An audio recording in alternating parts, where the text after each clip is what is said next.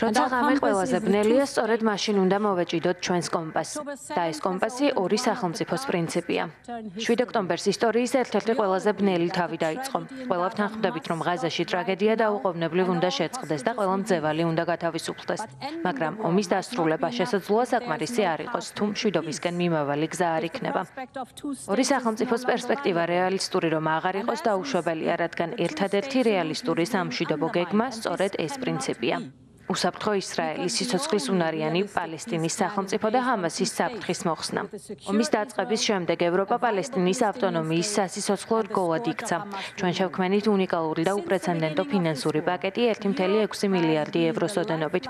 მაგრამ დღეს, როცა პალესტინის ავტონომიის არსებობა კითხვის ნიშნის ქვეშ დგას, ყველა მეტი უნდა გავაკეთოთ.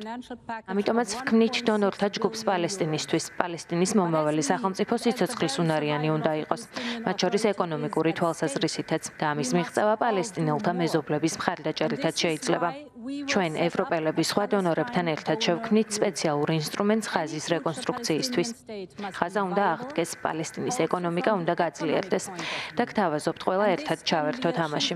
რა თქმა უნდა, საბოლოოდ მხოლოდ ისრაელსა და პალესტინელებს შეუძლიათ შეთანხმდნენ მომავლის გზაზე, მაგრამ საერთაშორისო საზოგადოებას ამაში დიდი წვლილის შეტანა შეუძლია. ჩვენ შეგვიძლია ხელი შევუწყოთ, შეგვიძლია აღვადგინოთ და რაც მთავარია, იმედი შევინარჩუნოთ.